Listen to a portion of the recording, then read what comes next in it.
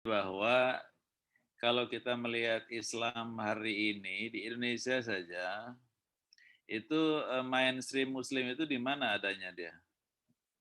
Kan adanya di NU, itu paling besar kelompoknya. Kata klaimnya 68 juta atau mungkin 80 jutaan kalau sekarang kan. Di Muhammadiyah dulu klaimnya 28 juta, mungkin sekarang 40 jutaan. Itu kan umat Islam itu kan mainstreamnya di situ, arahnya di dua kelompok besar itu. Nah sekarang itu kejam nggak? Kan nggak ada kejam mereka itu kan. Ya nyaman-nyaman aja gitu kalau jadi. Lalu kemudian yang kecil-kecil ya ada Persis, ada Perti, ada Al-Wasliyah, ada Al-Irsyad, ada Jamiatul Khair yang orang-orang Arab kan.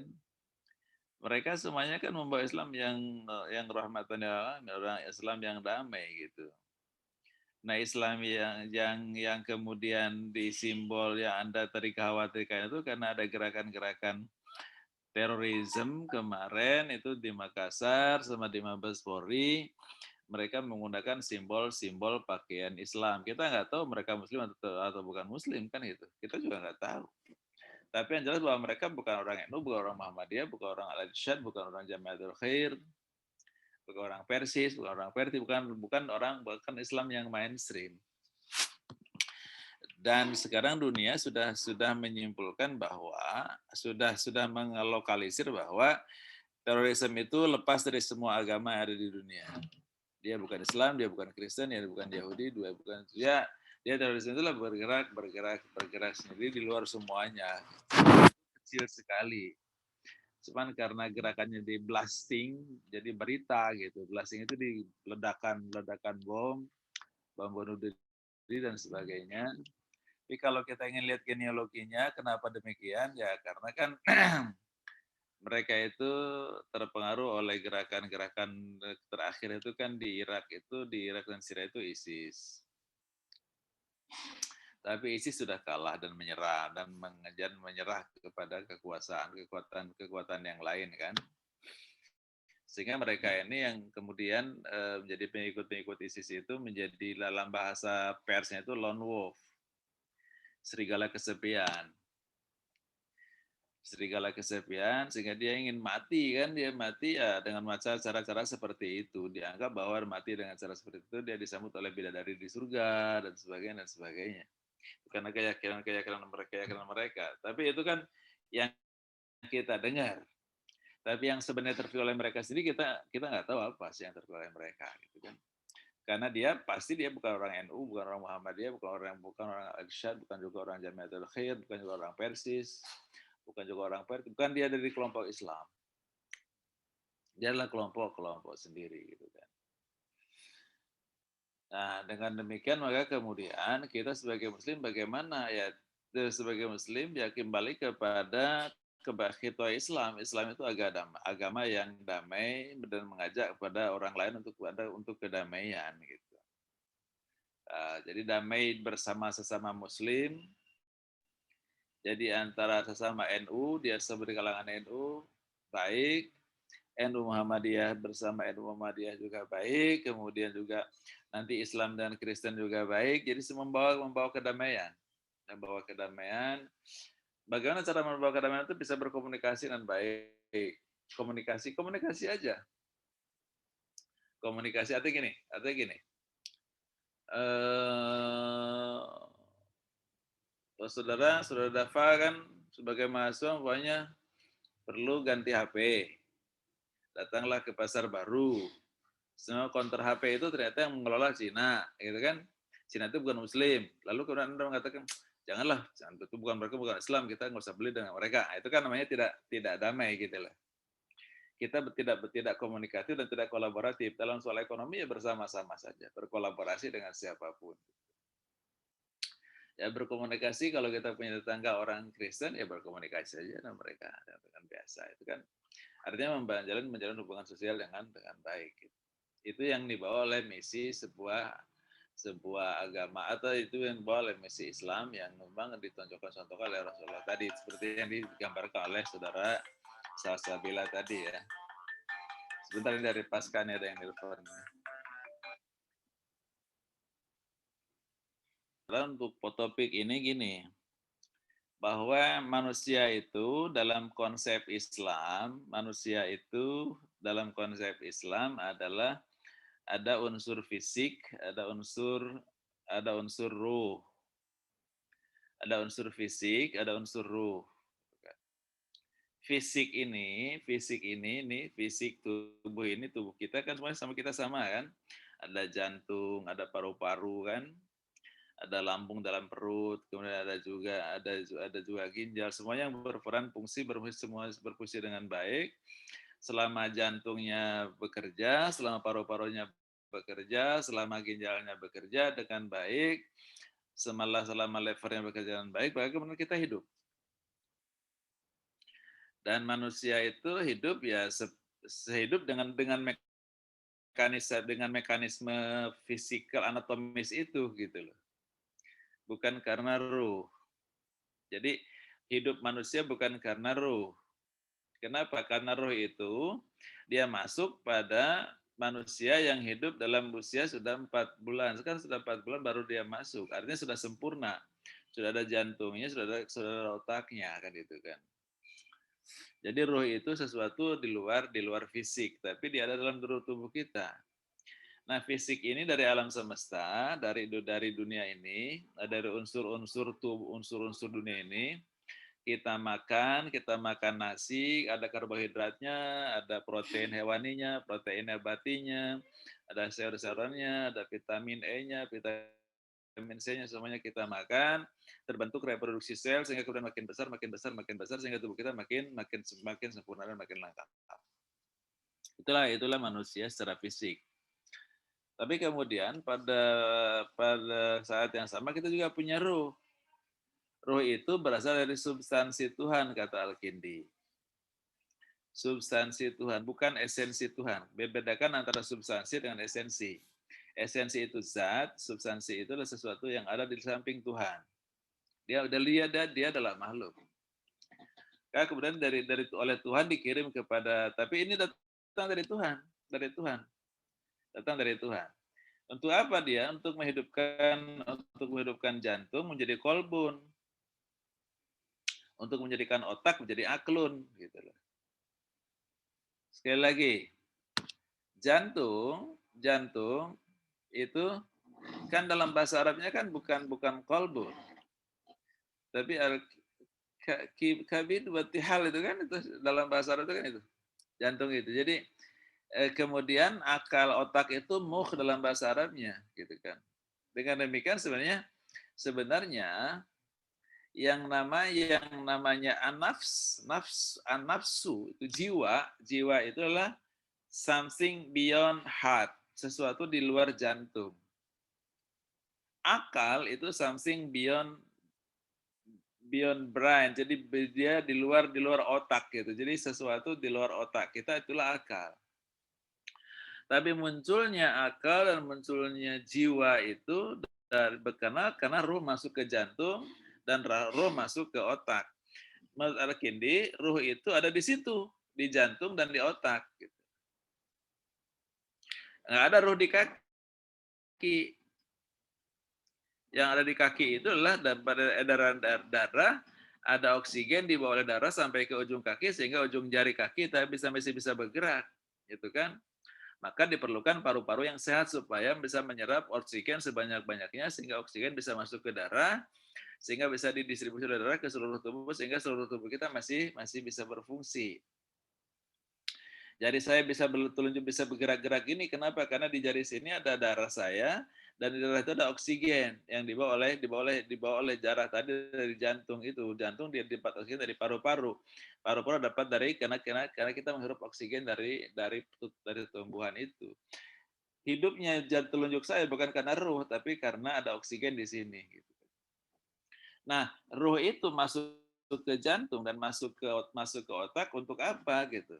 Untuk dia bisa sampai pada pengetahuan gitu. Jadi supaya otak itu dia bisa mengelola informasi ini. Informasi yang dikirim oleh mata diolah oleh otak.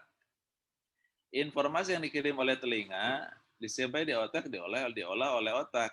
Sampai otak menyimpulkan gitu loh. Sampai otak menyimpulkan. Ini, umpamanya sore hari mata melihat bahwa atau sekarang ini saya di luar rumah saya, mata saya melihat bahwa ini matahari, sinar matahari tidak muncul. Ini gelap, agak gelap. Ini mendung. Karena mendung, kemudian dikirim informasi ini ke otak, otak mengatakan pengalaman Anda selama hidup Anda kalau mendung pasti akan turun hujan. Gitu deh. Itu kan kesimpulan. Yang mengatakan itu adalah otak. Otak itu mengolah informasi. Tapi kemudian bagaimana kita bisa mengendalikan hujan itu sehingga tidak mengganggu aktivitas kita?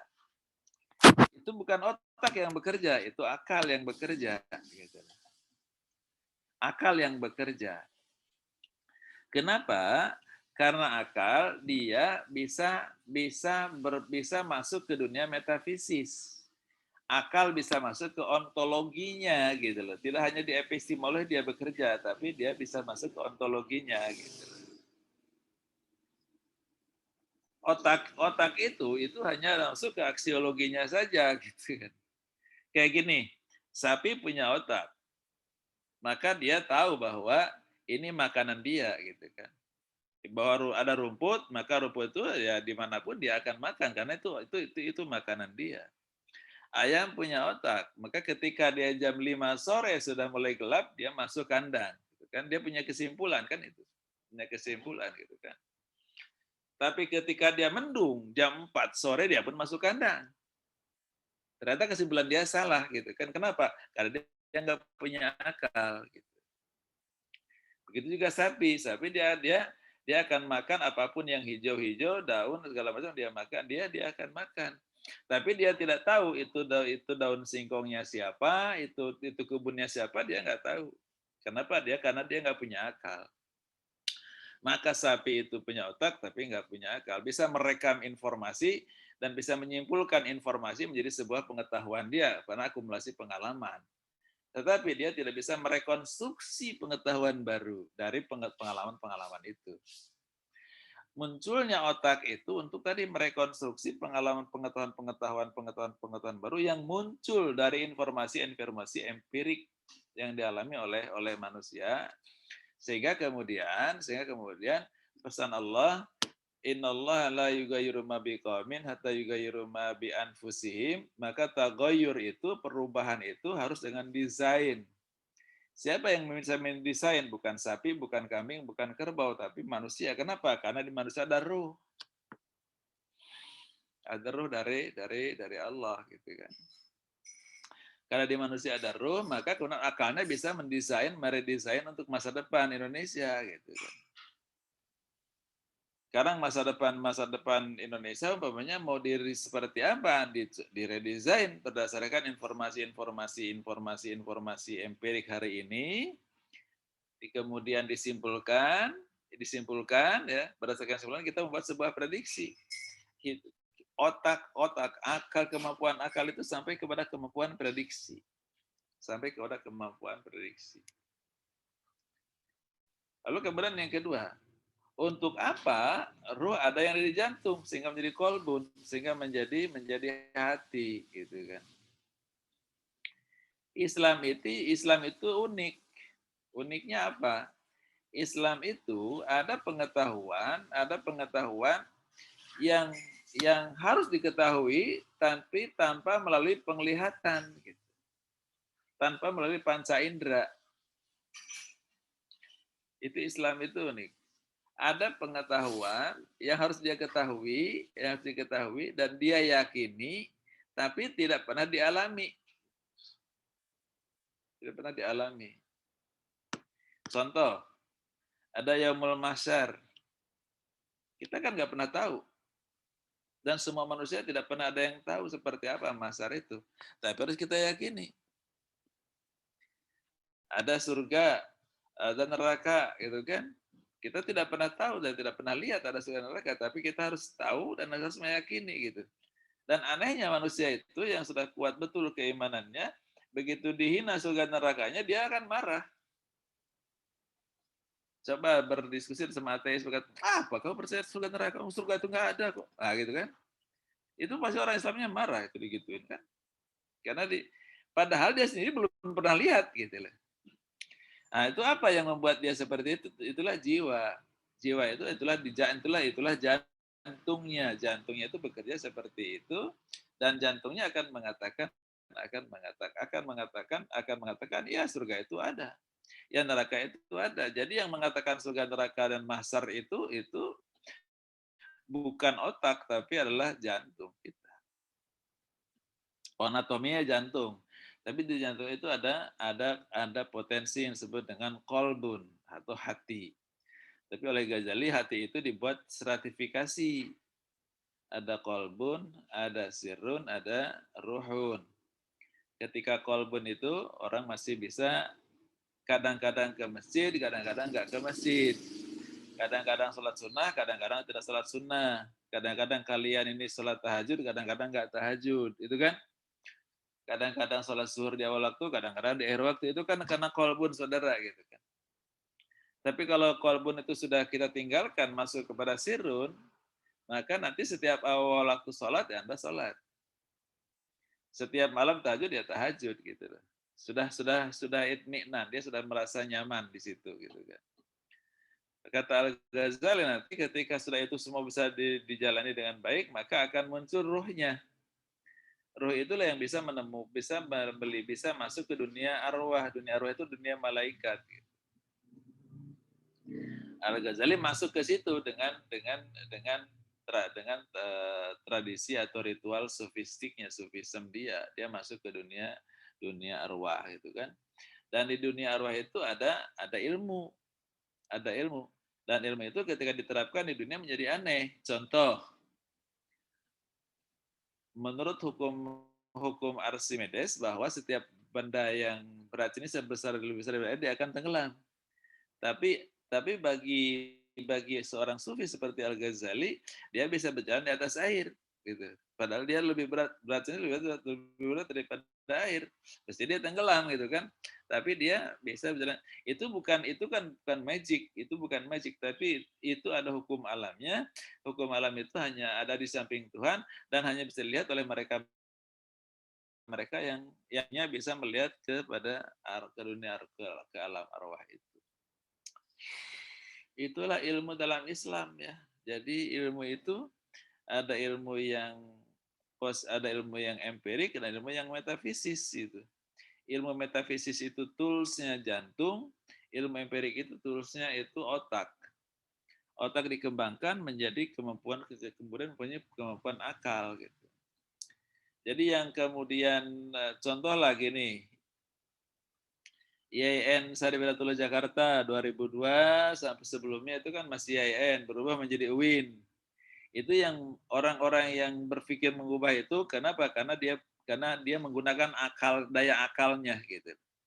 Daya akal bahwa kita harus berubah dan ke depan akan diperlukan orang-orang diperlukan ini maka udah harus diubah menjadi UIN gitu kan. Kira-kira begitu. Jadi mendesain masa depan yang belum kelihatan hari ini karena interpolasi pengalaman empirik hari ini, itulah kemampuan akal manusia. Nah, akal dan jiwa inilah yang kemudian ya sebagai tools bagi kita untuk mengembangkan sains, dan Islam itu maka dengan kekuatan otaknya bisa mengembangkan sains, bisa mengembangkan sains matematika, fisika, kimia, biologi dan seterusnya. Tapi juga dengan jiwanya dia bisa menjelaskan ilmu tentang akidah, ilmu tentang ibadah dan sebagainya yang kita berkaitan dengan dunia metafisis. Bentar ya. Kira-kira itu yang dimaksud ini ya, dulu kenapa muncul? Jelas nggak? Arahnya title ini adalah itu. Salsabila tadi yang menjelaskan, kemudian Redinanda Kartini. Ini siapa yang presentasi? Tadi yang kamu sih saya lihat tadi salsabila itu.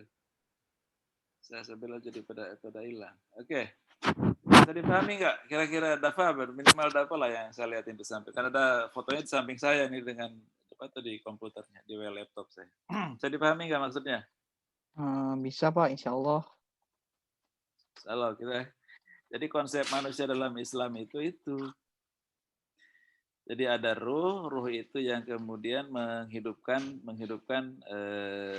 jiwa kita, gitu kan. Jantung kita menjadi punya daya kolbun, daya sirun, daya ruhun. Kemudian menghidupkan otak kita sehingga ada akal. Gitu. Nah akal itu adalah something beyond brains. Jadi something ya sesuatu di luar otak gitu. Otak itu hanya sebagai toolsnya atau sebagai sarananya. Gitu. Kenapa? Karena akal itu hanya bekerja berbasis data yang ada di akal, yang ada di otak. Tapi kalau jiwa itu bekerja tidak berbasis data, berbasis keyakinan. Oke, ada yang bertanya kepada saya?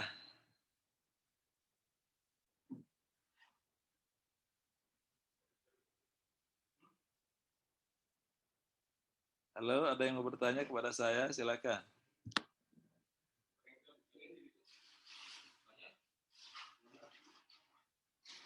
Kemudian selanjutnya dalam pendidikan Islam itu yang perlu dikembangkan, kan yang perlu dikembangkan itu ada Maya Dino Tarbiyah Al-Islamiyah itu ada 5. Jadi pendidikan Islam itu harus menjangkau 5 aspek dari kehidupan manusia. Ada tarbiyah al-jasadiyah, ada tarbiyah pendidikan fisik, fisiknya harus sehat, itu kan, dengan makan yang bernutrisi, kemudian juga exercise dan sebagainya, tapi itu harus dilatih gitu, dilatih melalui proses pendidikan. Ada tarbiyah al-aqliyah, kemudian tarbiyah al-i'tiqadiyah, kemudian ada tarbiyah al-jamaliyah kalau tidak salah ya. Kemudian ada 5 mayadun tarbiyah Islamiyah itu. Al-jasadiyah, al-aqliyah, an-nafsiyah, al-jamaliyah, al-i'tiqadiyah. Nah, itu dia. Ketemu 5-5-nya. Jadi ada pendidikan jas fisik, ada pendidikan akidah, ada pendidikan jiwa, ada pendidikan akal, ada pendidikan keindahan. Itu berdasarkan pesan-pesan Al-Quran. Nanti kalau saudara sudah mulai masuk kampus, iseng-iseng masuk ke perpustakaan, cari skripsi saya S1, itu saya habis dalam skripsi saya S1 itu yang saya ceritakan. Oke, ada pertanyaan?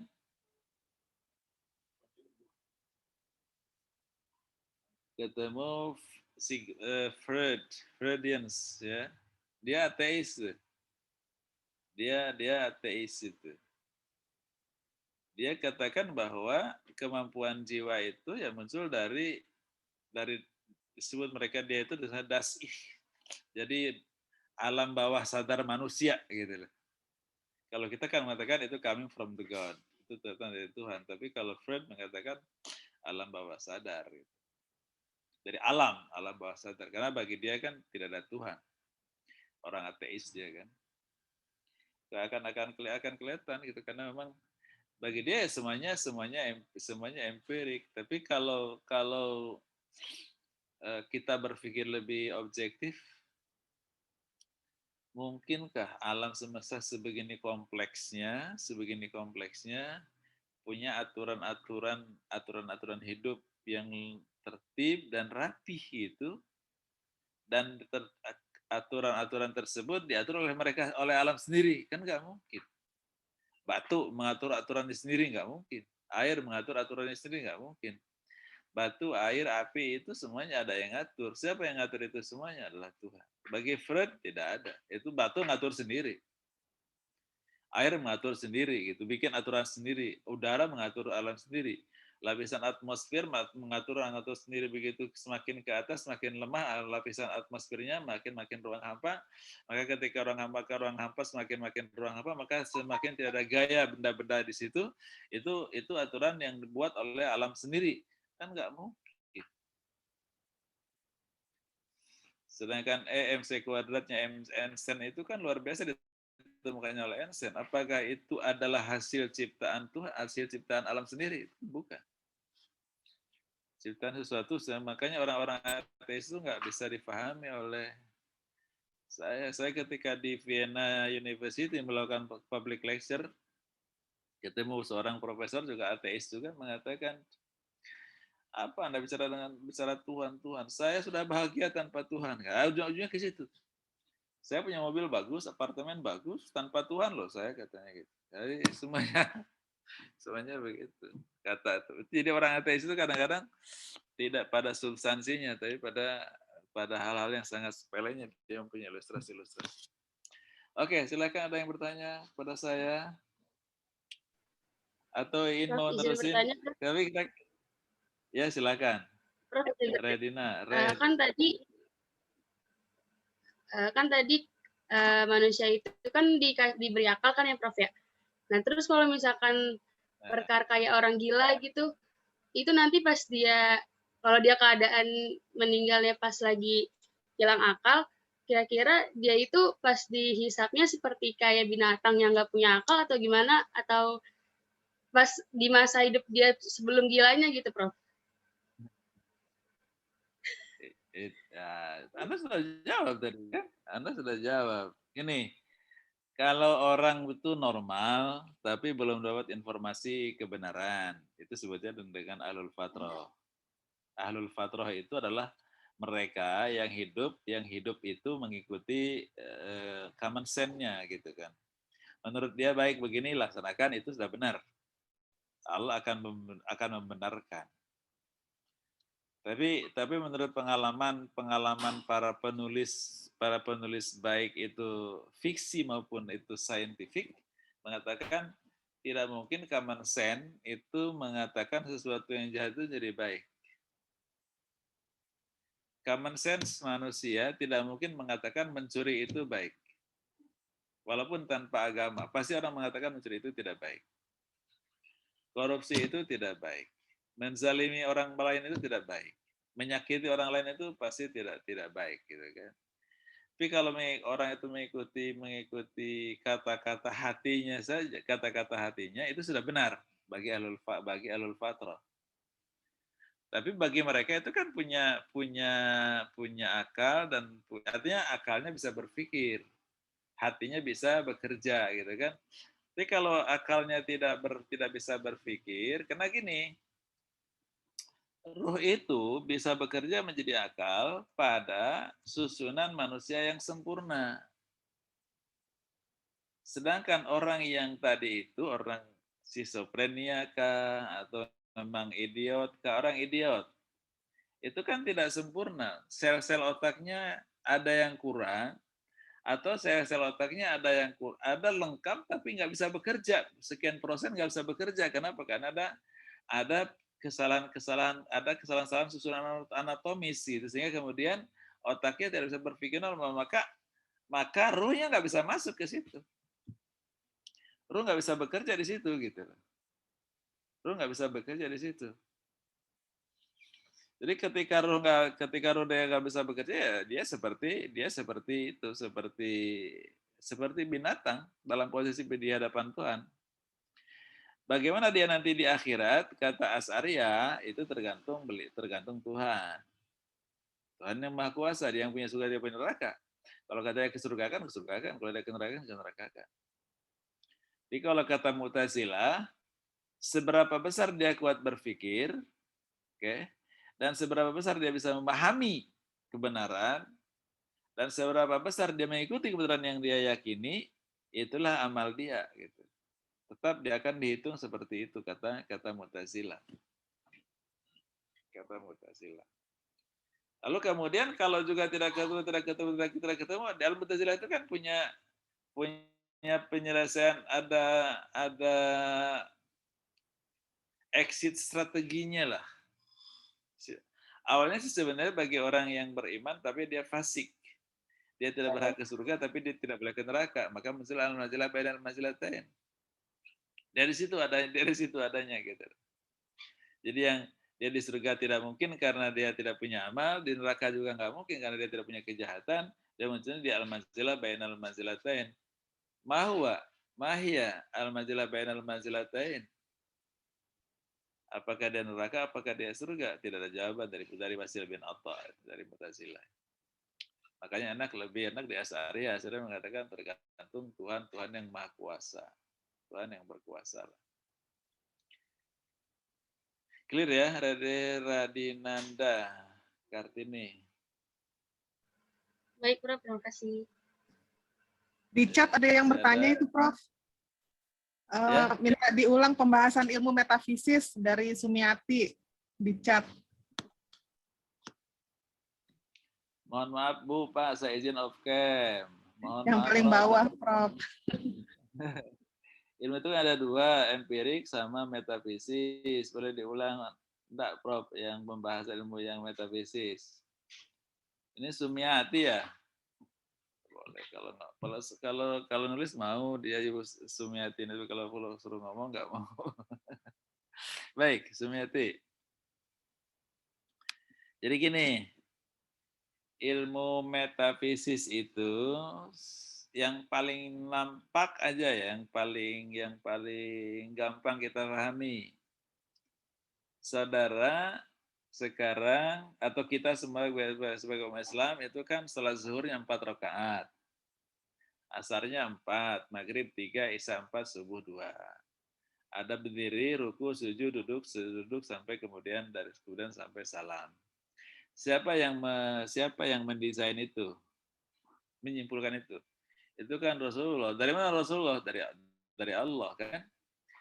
Nah, munculnya gerakan-gerakan salat seperti itu, munculnya wudhu seperti itu adalah ilmu-ilmu perennial. Itulah ilmu-ilmu yang evidence-nya metafisik. Karena di luar fisik itu di luar fisik. Orang sains mengatakan itu bukan ilmu karena dia tidak berbasis fenomena.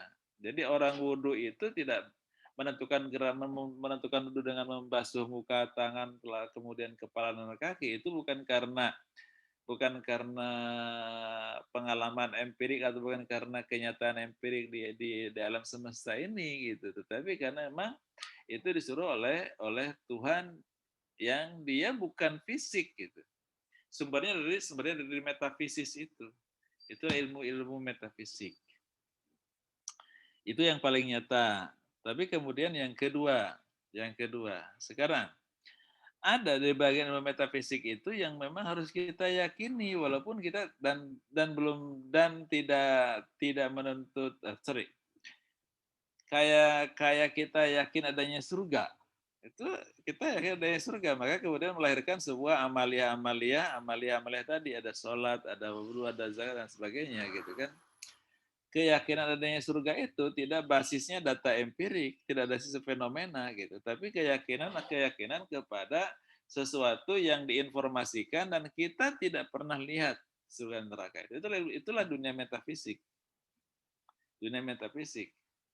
Dan yakin adanya surga dan neraka itu konsepnya ini, surga ini ketika konsep neraka itu adalah siksaan, panas dan sebagainya. Konsep surga adalah kenikmatan. Itu kan konsep itu kan ilmu. Menurut kita itu ilmu gitu. Kalau kita sebagai orang Islam dikatakan ilmu. Tapi di Indonesia itu berhasil saya memperjuangkan di DPR bahwa ilmu teologi itu menjadi ilmu gitu. Maka muncul dalam Undang-Undang Nomor 12 2012 ilmu itu ada 5. 1 ilmu agama, nah itu ilmu agama itu. Tadi itu yang metafisik ya. Surga, neraka, mahsyar semua itu menjadi ilmu yang bisa diajarkan. Tapi cerita tentang mahsyar, cerita tentang surga, cerita tentang neraka tidak basisnya pengalaman empirik dalam kehidupan manusia hari ini. Tidak basisnya fenomena, tapi basisnya informasi perennial dari dunia metafisik yang di atas fisik lah. Metafisik itu kan di atas fisik. di luar fisik tapi di atas fisik gitu kan. Itu yang memang datang dari Allah. Kemudian yang ketiga, lebih dalam lagi nih, Saudara Sumiati. Tidak ada ilmu yang ada di samping Allah tapi tidak ada fenomenanya gitu. Jadi tidak ada fenomenanya gitu. Kalau fenomenanya setiap api membakar dan setiap membakar itu pasti panas gitu kan. Api panas, api membakar itu saintifik gitu. Karena fenomenanya seperti itu. Tapi ketika seseorang dibakar oleh api unggun besar, tiba-tiba keluar menggigil kedinginan, ya narukuni bardan wasalama itu kan Nabi Ibrahim itu kan. Itu kan aneh, itu ilmu metafisis. Hukum alamnya ada di samping Tuhan, tetapi kemudian tidak bisa dilihat oleh orang-orang biasa. Yang bisa dilihat adalah orang-orang yang jantungnya sudah bisa menembus dunia ruh, dunia alam arwah. Dan bisa nembus itu karena akal.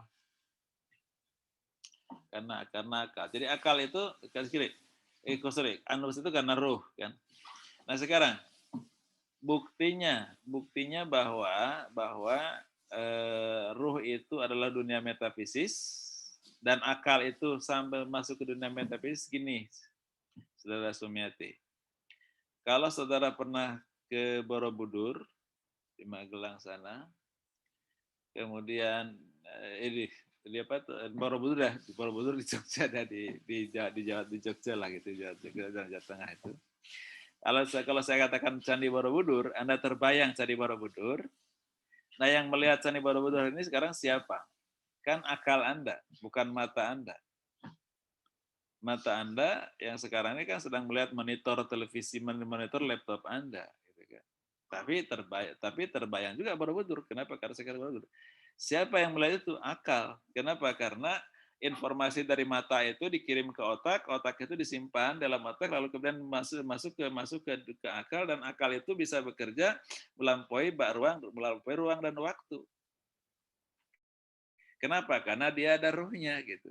Ruh itu dia tidak terikat oleh ruang dan waktu. Maka dia bisa tembus ke Borobudur, bisa tembus ke Ka'bah. Kalau saudara pernah umroh, pasti lihat Ka'bah, lihat Multazam, Hijr Ismail, dan sebagainya kan. Kalau saya kan pengalaman udah umroh saya terbayang Ka'bah tuh. Yang melihat Ka'bah sekarang itu bukan mata saya melihat monitor. Tapi adalah akal saya. Dan akal saya bisa sampai ke sana, kenapa? Karena akal ini adalah dari ruh. Ruh itu tidak terikat oleh ruang dan waktu. Karena dari Allah tidak terikat oleh ruang dan waktu. Dari dunia metafisis. Dari dunia metafisik. Nah, jadi ilmu-ilmu yang metafisis itu ilmu-ilmu yang memang datangnya dari Allah. Kalau kita dari Allah, yang kemudian disampaikan kepada Rasulullah Muhammad SAW, beliau menerjemahkan lalu menjadi ilmu-ilmu yang kita sekarang pakai. Kemudian informasi-informasi teologis itu juga ilmu metafisis dicapai juga oleh kita, oleh tubuh kita, yaitu melalui jiwa kita, melalui jantung kita gitu. Dan bahwa jantung kita, ya otak kita, akal dengan kemampuan akalnya, jantung kita dan kemampuan nafsiyahnya itu bisa menembus, tidak terikat oleh ruang dan waktu. Kenapa? Karena berasal dari ruh, yang ruh itu dari Tuhan, dan Tuhan itu tidak terikat oleh ruang dan waktu. Jelas? Sumiati? Balasnya via chat juga itu, Prof. Ya? Sumiati balasnya di chat juga, terima kasih katanya atas penjelasan Prof. Saya lihat ada chatnya. Ya, terima kasih Sumiati, jelasnya. Baik. Ini Ristia juga bertanya ini Pak, Prof. Mohon izin bertanya, lantas metafisis berupa sesuatu yang tidak kita lihat, lalu bagaimana bisa dikatakan ilmu bila mana tidak ada bukti secara empiris, hanya berbasis keyakinan, seperti yang Bapak bilang tentang surga neraka tadi. Oke. Makanya gini, tadi siapa yang nanya? Ini Ristia, yang kedua Ristia. Ristia, ya. Itulah cara berpikir ilmuwan-ilmuwan kita, termasuk ilmuwan di Indonesia, ilmuwan-ilmuwan yang memang dia beriman, tapi berimannya itu dia ke masjid, sholat, puasa, zakat, bahkan haji gitu. Tapi sampai di wilayah seperti ini dia ikuti cara berpikir orang-orang Freud, orang-orang Freudian, orang-orang Karl Marx, jadi orang-orang ateis tadi gitu loh, bahwa ilmu itu ya sesuai definisinya memang harus berasal dari fenomena gitu kan. Karena ilmu itu besertanya bagi mereka itu 3. Ada fakta empirik, bisa dinalar, dan juga bisa dijelaskan secara sistematis. Ada 3 itu persyaratan ilmu itu. Data empirik, dinalar, dan juga sistematis. Padahal surga neraka itu tidak empirik gitu. Bagaimana kita katakan sebagai sebuah ilmu gitu. Maka kemudian kita coba dekati dengan pendekatan orang filsafat. Orang filsafat itu dia mengatakan bahwa untuk jadi sebuah ilmu itu yang penting bisa dijelaskan dialektikanya gitu. Dialektikanya, sistematikanya, dialektikanya. Karena dialektis maka dia menjadi rasional, bisa dinalar gitu kan. Nah, sekarang informasi surga neraka itu bisa nggak dijelaskan secara dialektis? Bisa nggak itu dinalar gitu kan? Ketika bisa dijelaskan secara dialektis, ketika bisa dinalar, maka dia menjadi sebuah ilmu menurut orang-orang filsafat. Orang filsafat juga nggak suka disebut humaniora, tapi kalau orang LIPI masih mengatakan itu humaniora. Tapi kalau orang filsafat itu ilmu. Maka sebetulnya philosophical science, jadi science philosophical. Jadi oleh sebab itu maka dia persyaratannya cukup itu aja, bahwa itu dialektis, bahwa itu bisa dinazar, bisa dinalar gitu kan. Nah sekarang ini jelas-jelas bahwa kita akan menurut teori matematik ya, teori matematik. Kita sudah syahadah asyhadu an la ilaha illallah wa asyhadu anna Muhammadar Rasulullah, maka kemudian kita percaya kepada kitab suci, maka semua informasi dari kitab suci itu secara aksiomatik harus kita percayai gitu kan. Itu logik itu. Kita sudah mengatakan, mendeklar bahwa saya percaya pada Allah dan percaya pada Rasulnya. Karena percaya Allah pada Rasul, maka percaya pada kitab. Percaya pada kitab, maka kemudian informasi yang dari kitab suci itu harus kita percayai. Itu sesuai dengan teori matematik, aksioma itu. Jika dari 2 titik ditarik garis, maka akan terdapat garis yang lurus gitu. Dimanapun kita buat 2 titik, kita tarik garis pasti lurus. Ya, kalau mau lurus, kita sudah baca syahadat, percaya surga neraka. Nah, itu kan logik itu, Saudara. Percaya masar, kenapa? Karena ada dalam Al-Qur'an gitu kan. Itu logik dengan teori matematik tadi, aksioma ya, teori aksioma tadi. Jadi secara aksiomatik itu bisa dipahami. Lalu kemudian yang kedua, baik saya nggak puas dengan aksioma kata pokoknya ya kita nggak puas. Kan sampai sekarang kita katakan, yes, sekarang kita harus berbuat baik. What the result? Apa hasil dari perbuatan baik kita? Apa hasil dari perbuatan baik kita? Perbuatan baik kita, yes, bisa akan berimpas kepada kita bahwa kita akan diterima oleh masyarakat, gitu kan? Akan diterima oleh masyarakat. Lalu kemudian ketika kita sudah mencapai ujung betul, lalu kemudian what are you going to be next, gitu kan? Istilah akan mencapai hopeless. Tapi bagi Muslim, yes, I have my God. Saya punya Tuhan, maka saya akan kembalikan semuanya kepada Tuhan. Itu logik, secara psikologis ya, secara filosofis gitu. Jadi seseorang itu akan selalu butuh kepada supranaturalis, kekuatan supranatural tadi ya. Siapapun dia ketika sampai di ujung di mana dia sudah tidak lagi bisa berbuat apa-apa untuk dunianya. Maka dia butuh kekuatan supranatural. Itu logik juga, itu dialektis juga. Maka itu knowledge juga, maka itu science juga gitu kan. Nah, ketika kemudian kita sudah berbuat baik, tapi di dunia ini ada juga orang yang jahatnya keterlaluan gitu. Masa sih Allah akan menyamakan posisi kita di akhirat itu gitu kan? Maka di Allah membedakan ada surga dan neraka. Itu kan logik juga.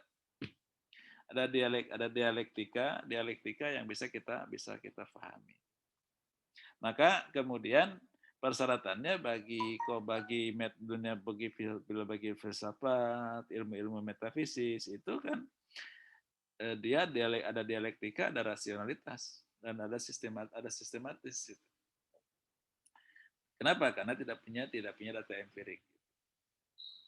Oke, clear itu ya. Nanti diskusi lagi lah tentang filsafatnya. Ini baru semester 2 kan masih ada waktu 2 tahun lagi, 3 tahun lagi di sini.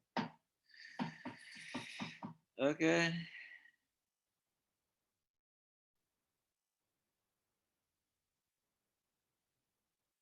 Ya, baik. Krisnita udah ucapkan terima kasih.